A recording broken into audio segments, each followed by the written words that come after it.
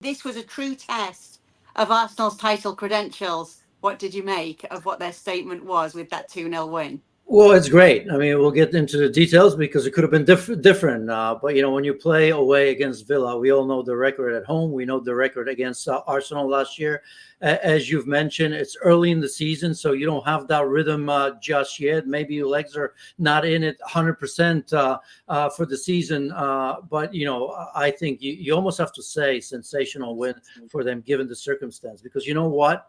Manchester City have thrown the gauntlet, right? And you have to keep up with that. And to go away to Villa Park and survive to a degree, because they did a couple of chances from Ali Watkins that he's got to put away.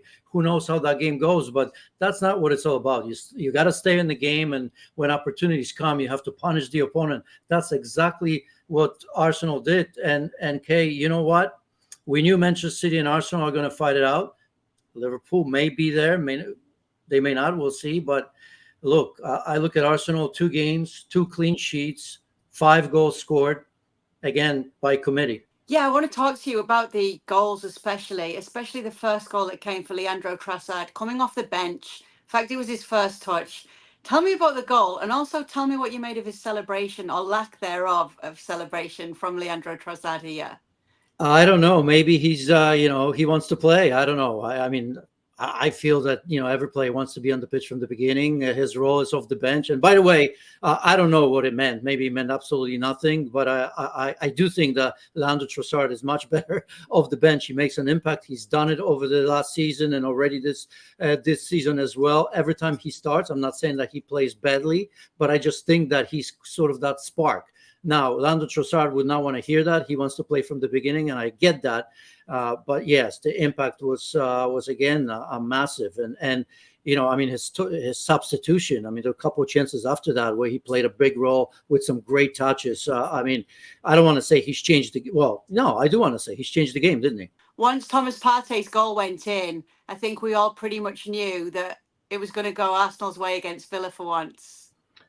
Well, yeah, and again, I mean, you saw, I mean, a couple of significant points because a lot of players that I want to complain about, Martinelli and Thomas Partey, who I still don't think is the ideal player in the number 6. I thought he played a decent game, but given the Villa's press, especially in the midfield, there needs to be somebody different. Maybe Mikel Marino when he comes in, although he's not going to play in that number 6 role, but he may change because Arsenal is still unbalanced. But you know what Mikel Arteta is going to say. That second goal is important, but more importantly, Saliba and Jacob Ramsey. You saw that recovery and that sliding tackle. This is usually what managers go for. And you spoke about lack of reaction from Leandro Traores on that goal. You saw the reaction from Saliba once he made that. Not just his reaction, but reaction of the players, because they knew how important that win was so early in the season against a team that they've struggled with. So look, I mean,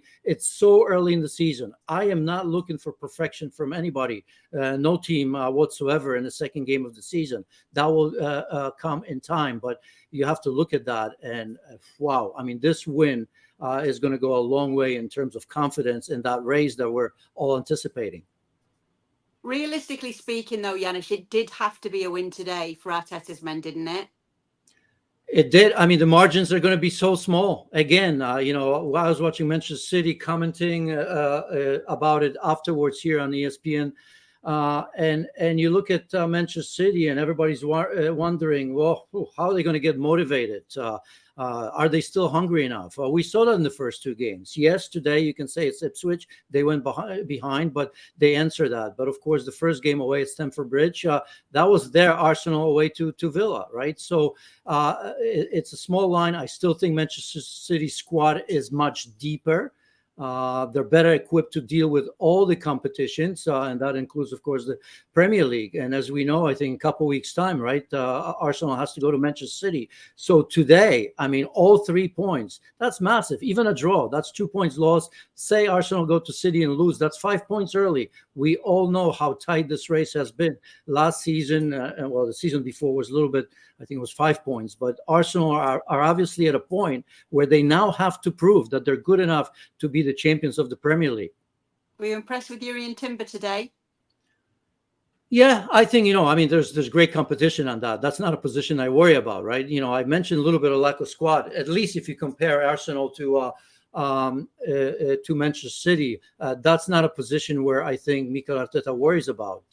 That bench today, by the way, for Arsenal wasn't formidable. That's why I kind of quietly mentioned the depth. I know Mikel Arteta, Gabriel Jesus are going to come, but on that side, you have Kivior Zinchenko, you have Timber, you have Calafiori. I mean, you had three center backs / left backs, and if you had Tomiyasu, who can also play there, and actually often plays better on the left side than right side, that's not a position that you worry about. However, for Timber, it was very, very good. Him coming inside, as most left fullbacks at Arsenal have to do at times. Didn't do it a whole game, but I thought tactically he was superb. It's going to take him a little bit of time, but I think, Kay, you and I didn't have to really worry about Timber, because I do remember him even before he came into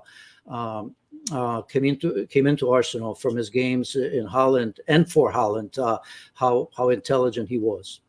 Absolutely. So let's stick more with the Arsenal squad, as you have been talking about, and let's talk about Gabriel Jesus and his fitness problems. Obviously, we're seeing it once again today. This has got to be frustrating for all parties, Janusz.